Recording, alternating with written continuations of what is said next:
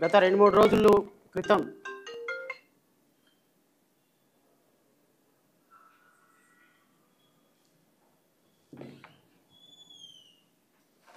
విజయవాడ నడిబొడ్డున doctor BR Ambedkar విగ్రహం స్వరాజ్ మైదానం బహుశా భారతదేశ చరిత్రలో 125 అడుగుల విగ్రహం ప్రమారమి 400 కోట్లకు పైగా ఖర్చు పెట్టి ఈ దేశానికి రాజ్యాంగం అందించినటువంటి ఒక రాజ్యాంగ రూపకర్తగా, ప్రజాస్వామ్యవాదిగా, ప్రపంచ దేశాలకి ప్రజాస్వామ్యాన్ని రుచి చూపించినటువంటి ఒక మహోన్నతమైనటువంటి వ్యక్తిగా కీర్తించబడుతున్నటువంటి ఒకే ఒక మహనీయుడు డాక్టర్ బిఆర్ అంబేద్కర్. అయితే చాలామందికి ఈ మాట నచ్చదు. ఎందుకు నచ్చదు అంటే వాళ్ళకున్నటువంటి వాళ్ళ పర్సెప్షన్ని బట్టి ఆయన ఒక రాజ్యాంగ నిర్మాత, డ్రాఫ్టింగ్ కమిటీకి చైర్మన్ మాత్రమే. సో ఆయనకి 125 అడుగుల విగ్రహం ఏంటి, అది కూడా విజయవాడ నడిబొడ్డులో ఏంటి అని చాలామంది పాపం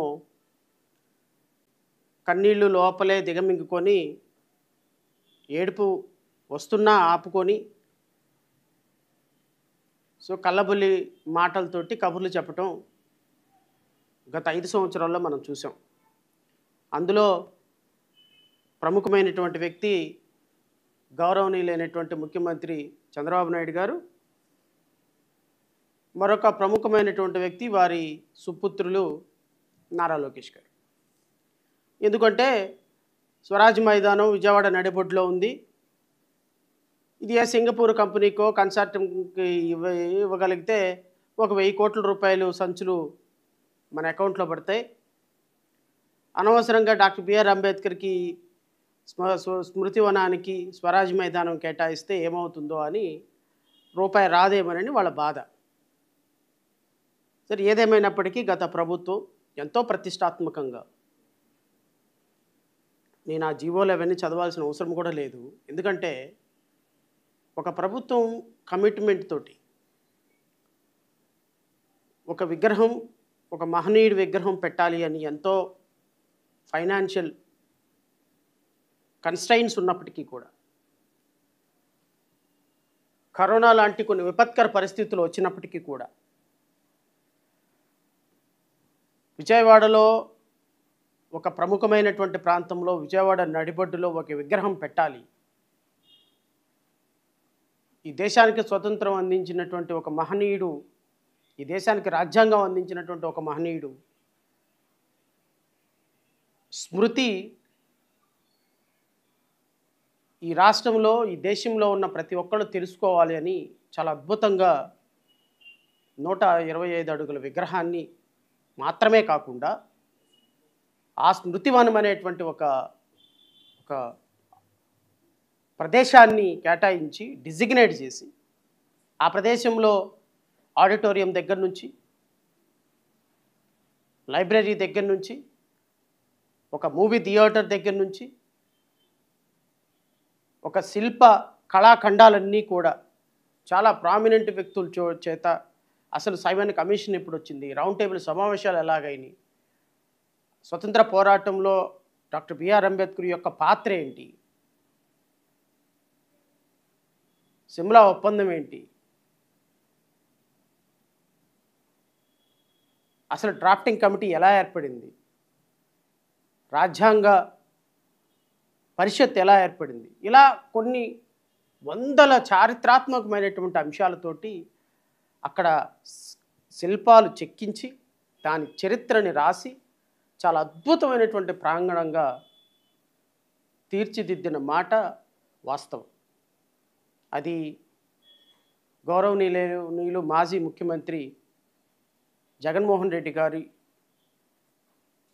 అకుంఠిత దీక్షతోనే ఆ కార్యక్రమం సఫలీకృతమైందన్నమాట అయితే మాత్రం వాస్తవం. ఎందుకంటే ఉన్న వాస్తవం చెప్పాల్సిందే.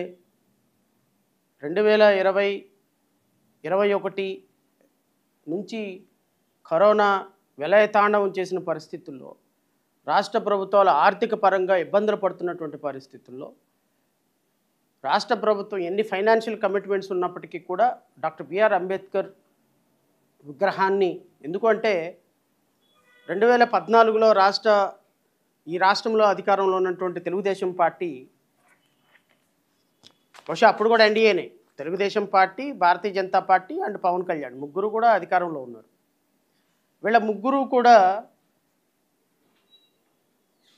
అమరావతిలో డాక్టర్ బిఆర్ అంబేద్కర్ విగ్రహాన్ని ఏర్పాటు చేస్తాము అని చెప్పి 2019 వరకు ఏ విధంగా ఏర్పాటు చేశారో రాష్ట్ర ప్రజలందరికీ తెలుసు. పెద్ద దాని గురించి నేను చర్చ చేయాల్సిన అవసరమే లేదు. ఎందుకంటే బ్లూ ప్రింట్ల ముఖ్యమంత్రి అంబేద్కర్ విగ్రహాన్ని బ్లూ ప్రింట్లోనే పరిమితం చేసి పడేశారు. ఈవెన్ కనీసం కార్యరూపం కూడా దాల్చలేదు. 5 సంవత్సరాల పరిపాలనలో కనీసం కార్యరూపం కూడా దాల్చలేదు డాక్టర్ బిఆర్ అంబేద్కర్ విగ్రహం. కనీసం ₹1 నిధులు కూడా కేటాయించలేదు. ఈ రాష్ట్ర ప్రభుత్వం 2019లో ఏర్పడినటువంటి రాష్ట్ర ప్రభుత్వం, నేను రాష్ట్ర ప్రభుత్వంతో కొన్ని అభిప్రాయ విభేదాలు ఉండుండొచ్చు గత ప్రభుత్వంతో. That does not mean that వాళ్ళు చేసినటువంటి మంచిని ప్రజలకు చెప్పకుండా ఉండలేం కదా. ఎందుకంటే డాక్టర్ బిఆర్ అంబేద్కర్ స్వరాజ్ మైదానం, install of doctor B R Bhimrao Ramji Ambedkar statue at Swaraj Maidan dated 17/7/2020లో జీవో ఆర్టీ నెంబర్ 244 అని గత ప్రభుత్వం ఇంచుమించుగా 20 ఎకరాల్లో green landscape with facility developed common people for morning and evening walk.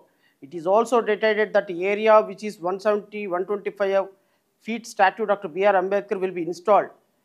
The concrete pedestal on the ground will be up to 30 mm into 30 mm approximately. ఇది ఒక్కటే కాదు, అంబేద్కర్ గారి విగ్రహంతో పాటుగా దీంట్లో ఏమేమైతే కన్స్ట్రక్షన్ చేయాలో, ఏం చేయాలో కంప్లీట్గా ఒక జీవో రూపంలో ఇచ్చి దీనికి ఒక కమిటీని వేసి ఆ కమిటీ ద్వారా రమారమి 400 కోట్ల రూపాయలు కేటాయించి ఈరోజు డాక్టర్ బిఆర్ అంబేద్కర్, ఎందుకంటే నేను రాష్ట్ర ప్రజలకు కూడా, విఘ్నులైనటువంటి ప్రజలకు కూడా చెప్తున్నా, డాక్టర్ బిఆర్ అంబేద్కర్ కేవలం ఒక కులానికి సంబంధించినటువంటి వ్యక్తికి మాత్రం కాదు. ఇది దయచేసి అందరూ గమనించాలని కోరుతున్నా. డాక్టర్ బిఆర్ అంబేద్కర్ ఒక కులానికి, ఒక ప్రాంతానికి సంబంధించినటువంటి వ్యక్తి కాదు. ఎందుకు అంటే ఈరోజు రాష్ట్రంలో ఏదన్నా జర్నలిస్టు, ఏ కులమైన జర్నలిస్ట్ అయినా అరెస్ట్ అవ్వగానే టక్కుమని హైకోర్టుకి వెళ్ళిపోయి ఒక జర్నలిస్ట్ను అరెస్ట్ చేశాడనగానే 2 నిమిషాలు హైకోర్టు ఆర్డర్ ఇస్తుంది విడుదల చేయమని. కారణం ఏంటి? భావస్వేచ్ఛ. భావస్వేచ్ఛ ఎక్కడి నుంచి వచ్చింది? రాజ్యాంగంలో నుంచి వచ్చింది. చిలకలూరుపేటలో ఒక అమ్మాయి సోషల్ మీడియాలో వైసీపీ కార్యకర్త మీటింగ్ ఒక చిన్న పోస్ట్ పెట్టిందని ఆ అమ్మాయిని తీసుకొని వెళ్ళిపోయి అరెస్ట్ చేయించిన మరుక్షణంలో హైకోర్టు ఇమ్మీడియట్గా ఆమెను రిలీజ్ చేయమని ఆర్డర్ ఇచ్చింది. దేంట్లో వచ్చింది? భావస్వేచ్ఛ. ఈరోజు నేను మీతో మాట్లాడుతున్నా, ప్రభుత్వాన్ని విమర్శిస్తున్నా, ఎక్కడి నుంచి వచ్చింది? భావస్వేచ్ఛ. ఈరోజు చిన్నపిల్లల దగ్గర నుంచి, మహిళల దగ్గర నుంచి, రాజకీయ పార్టీల దగ్గర నుంచి, జర్నలిస్టుల దగ్గర నుంచి, డాక్టర్స్ దగ్గర నుంచి, లాయర్ల దగ్గర నుంచి సమాజంలో అమరావతి రైతులు అద్భుతమైనటువంటి పోరాటం చేశారు. ఎక్కడి నుంచి వచ్చింది? రాజ్యాంగమే. ఈ దేశంలో మనిషి పుట్టిన దగ్గర నుంచి చచ్చిపోయేంత వరకు పరిరక్షించేది రాజ్యాంగం మాత్రమే. ఆ రాజ్యాంగం ప్రిన్సిపల్స్గా రాసినటువంటి వ్యక్తి డాక్టర్ బిఆర్ అంబేద్కర్.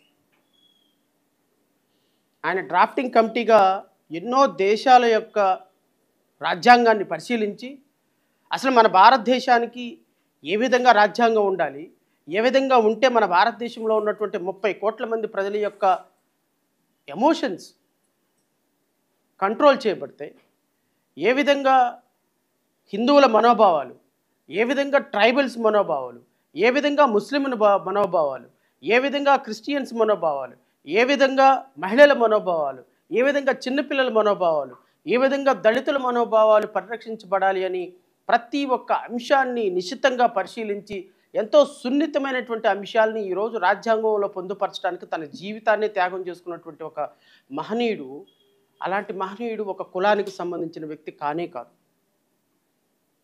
ఒక మతానికి సంబంధించినటువంటి వ్యక్తి కానే కాదు, ఒక ప్రాంతానికి సంబంధించినటువంటి వ్యక్తి కానే కాదు. ఈరోజు భారతదేశానికి ఒక సింబల్ ఆఫ్ నాలెడ్జ్గా ఉన్నటువంటి ఒక మహనీయుడు యొక్క 125 అడుగుల విగ్రహాన్ని పెట్టాలి, ఎంతో సాహసోపేతమైనటువంటి నిర్ణయం తీసుకొని, ఇంత ఫైనాన్షియల్ కన్స్టెన్స్ ఉన్నప్పటికీ కూడా గత ప్రభుత్వంలో అంబేద్కర్ విగ్రహాన్ని ఈరోజు ఆంధ్రప్రదేశ్ రాష్ట్రానికి ఒక తలమానికంగా ఏర్పాటు చేసినటువంటి గత ప్రభుత్వం చేసినటువంటి అంశాలను ఈరోజు ఈ కూటమి ప్రభుత్వం వచ్చిన 17 నెలల తర్వాత మీ ముందు మరలా మాట్లాడాలి, అలాంటి అంశాన్ని మీ ముందు ప్రజెంట్ చేయడానికి నాకు సిగ్గుగా అనిపిస్తుంది.